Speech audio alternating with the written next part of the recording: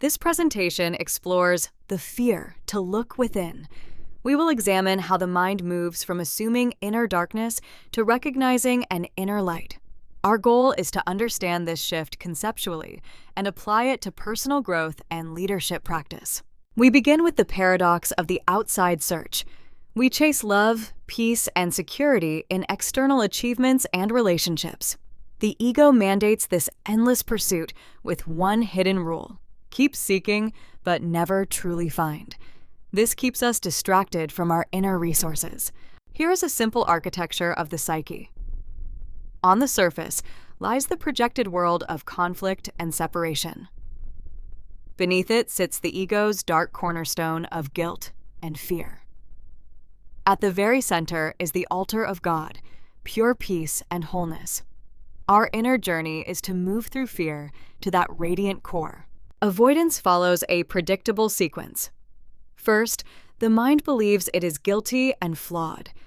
To escape this pain, it projects guilt outward. The world then appears hostile, reinforcing fear. Finally, we refuse to look within, convinced that only deeper condemnation awaits us there. The ego's dark cornerstone is the belief that we are inherently guilty. It insists that if we look inward, we will uncover only a terrifying abyss.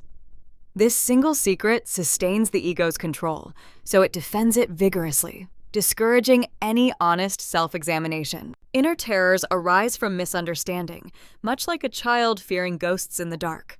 A wise guide does not attack the fear. Instead, they bring light. What seemed like ghosts become curtains, monsters become shadows, and dragons become dreams, harmless once correctly interpreted. Our fear has two layers. The ego claims we fear being evil, guilty, and punished by God. At a deeper level, we actually fear our own innocence and the loss of a separate identity. The real terror is the possibility of full redemption and the end of the ego's story. Beneath the ego's stone lies the memory of God, our true identity. We keep this stone in place because such a memory would end the illusion of autonomy. In practice, we are often more afraid of divine love than of the ego, and love cannot enter where it is not genuinely welcomed. The lamp of truth represents a different strategy. We do not fight darkness or attack the ego. Darkness is simply the absence of light.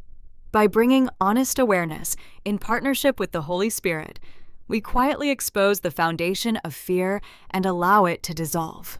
There are two ways to look. With the ego, we hide the inner light, find guilt, demand sacrifice, and experience anxiety. With the Holy Spirit, we bring a lamp to the darkness, discover innocence without sacrifice, and rest in undisturbed peace. Each mindset follows its own mandate.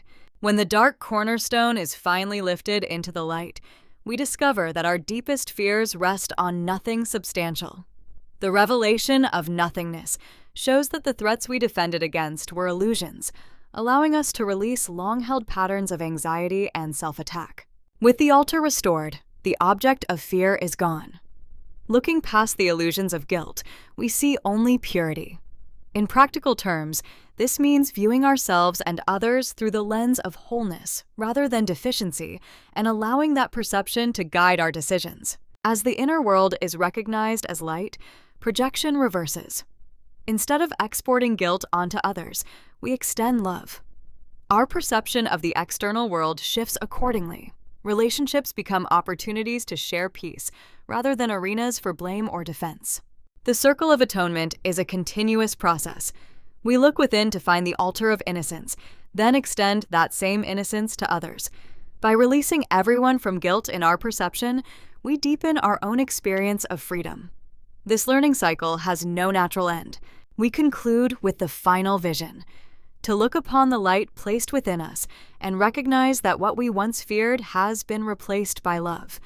This is both a spiritual insight and a practical leadership stance, choosing to see light in ourselves and in those we serve.